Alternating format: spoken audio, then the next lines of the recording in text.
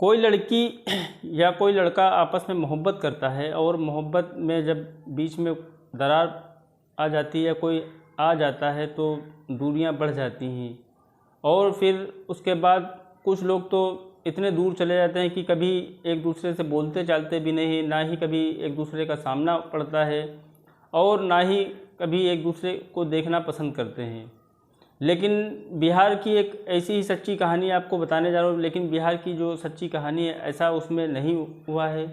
कुछ सालों की दूरी थी, लेकिन फिर बाद में ऐसा जब मिले हैं तो ऐसे दोनों मिले हैं कि जिसने भी जो सुना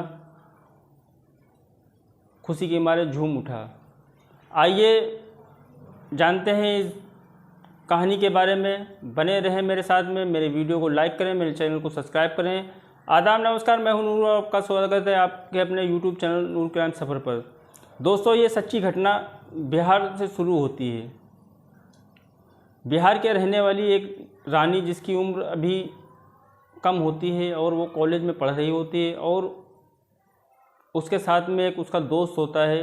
दोस्त कह लो या बॉयफ्रेंड कह लो, दोनों एक ही। अभी दोनों ने इजहार नहीं किया था, इसलिए अभी दोस्त ही है, जिसका नाम होता है संजय।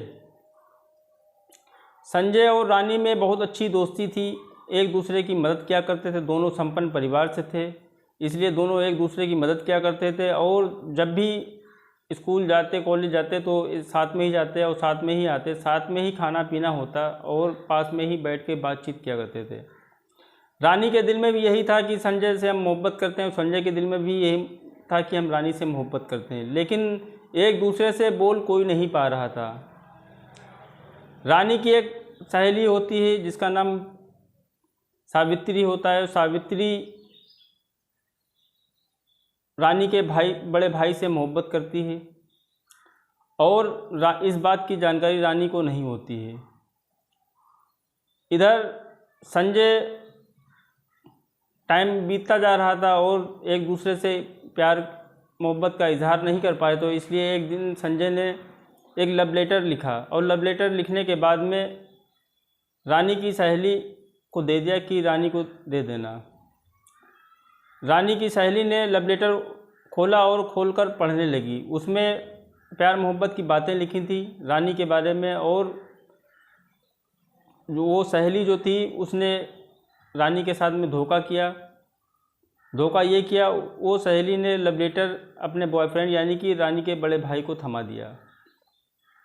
अब लव लेटर भाई देखता है और भाई देखने के बाद आग बबूला हो जाता है, और आग बबूला होने के बाद में संजय को मारता पीटता है और संजय के घर में शिकायत पहुंचा देता है, जिससे संजय के घर वालों की बदनामी होती है और संजय की भी बदनामी होती है। इस घटना की जानकारी रानी को नहीं होती है। इधर संजय के घर वाले संजय की पढ़ाई छुड़वा देते हैं और उसको दिल्ली भेज देते हैं। दिल्ली संजय आता है और यहाँ उसको अच्छा नहीं लगता है और 15-20 दिन रुकने के बाद फिर वो घर चला जाता है। घर जाने के बाद में अब कॉलेज भी बंद हो चुका था और इधर रानी से मुलाकात भी नहीं हो पा रही थी। वो इधर उधर पता करता है तो सही जानकारी नहीं मिलती है, तो वो सीधा फिर दिल्ली पहुंच जाता है। दिल्ली जाने के बाद में वो एक प्राइवेट कंपनी में जॉब करने लगता है।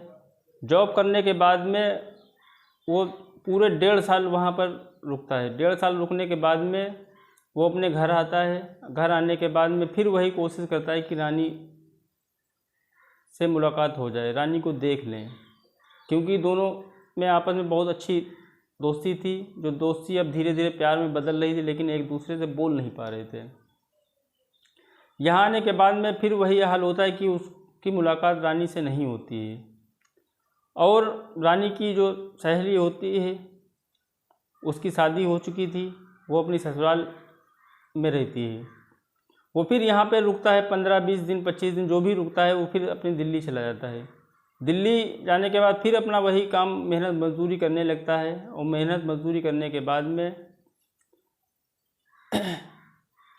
बिहार में छठ पूजा होती, जो सबसे बड़ा त्यौहार मानते हैं बिहार के लोग। छठ पूजा नज़दीक आ रही थी, यही 5-6 दिन बचे हुए थे, तो छठ पूजा में जाने के लिए संजय ट्रेन का से रिजर्वेशन करवाता है। रिजर्वेशन करवाने के बाद वो अपनी सीट पर बैठा हुआ था। उधर स्टेशन पर बहुत ज़्यादा भीड़ थी, क्योंकि छठ पूजा में सभी लोग जो है घर जाने के लिए उतावले थे। तो रानी जनरल बोगी में घुसने की कोशिश करती है और नहीं घुस पाती है, तो वो फिर स्लीपर बोगी में चली जाती है। स्लीपर बोगी में जाने के बाद में देखती है कि एक लड़का जो कि संजय है, वो अपनी सीट पर बैठा हुआ है और हाथ में फ़ोन चला रहा है।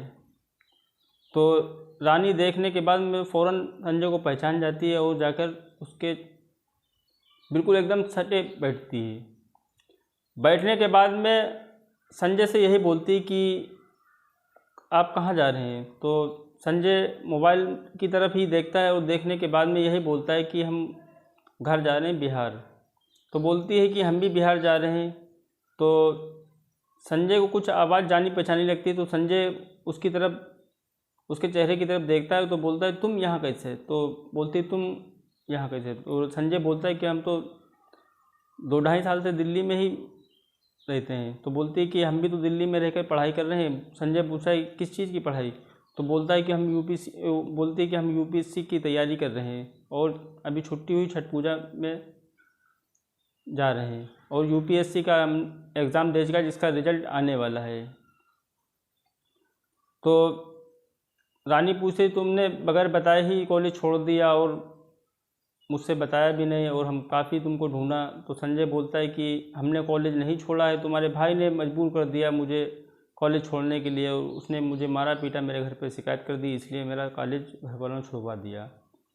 तो रानी को इस घटना के बारे में जानकारी नहीं थी। रानी जब पूछती है तो संजय पूरी घटना बताता है। तो रानी बोलती है कि मेहनत मजदूरी क्यों करते हो, जब पढ़ाई लिखाई कर रहे थे तो आगे कहीं दूसरी जगह पढ़ाई कर। बोलता है कि घर वालों ने भेज दिया तो फिर उधर तुमसे भी मुलाकात नहीं हो पाई, तो इसलिए अब हमने अपना काम ही यही समझ लिया कि अब मुझे मेहनत मजदूरी करना है, अब पढ़ाई लिखाई मेरी छूट ही गई है। तो रानी संजय की बातें सुनती है और सुनने के बाद में अपनी उस सहेली को भी बहुत ज़्यादा कोसती है और अपने भाई को भी बहुत ज़्यादा कोसती है। और कोसने के बाद में सफ़र, ट्रेन चली रही थी, एक स्टेशन पर ट्रेन रुकती है, तो ये दोनों नाश्ता करते हैं और नाश्ता करने के बाद में संजय पैसे देता है तो रानी मना कर देती है, यही बोलती है कि तुम मेहनत मजदूरी करते हो, तुम बहुत ज़्यादा मेहनत करते हो, इसलिए तुम पैसे रहने दो देने के लिए। तो संजय बोलता है कि नहीं हम ही पैसे देंगे, तुम पैसे रहने दो। तो संजय उसके नाश्ते पानी के पैसे दे देता है और फिर बाद में ये दोनों फिर अपने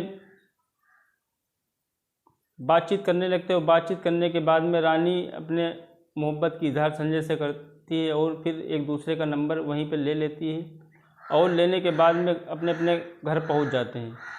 घर पहुंचने के बाद में कुछ दिन के बाद यूपीएससी का रिज़ल्ट आता है और वो उसमें पास कर लेती है। पास होने के बाद में सबसे पहले वो संजय को फ़ोन करके बताती है कि हमने यूपीएससी का एग्ज़ाम क्लियर कर लिया है और अब हम दिल्ली में तुमसे शादी करेंगे, हम तुम्हारे साथ में ही रहेंगे, ना तुम अपने घर पे रहोगे ना तो हम अपने घर पे रहेंगे, हम दिल्ली में ही रहेंगे, जिसको जो भी करना है करे, हम अपने तुम्हारे साथ में रहेंगे। संजय और रानी ने मिलकर शादी कर ली और वो अब दोनों बहुत ज़्यादा खुश हैं, अपनी ज़िंदगी जी रहे हैं सुकून से। क्या कहना चाहते हैं दोस्तों इसके बारे में, अपनी राय कमेंट बॉक्स में ज़रूर बताएं। मेरे चैनल को सब्सक्राइब करें। अगला प्रोग्राम या सच्ची कहानी फिर से लेकर आऊँगा। तब तक के लिए सावधान रहें, सतर्क रहें। जय हिंद।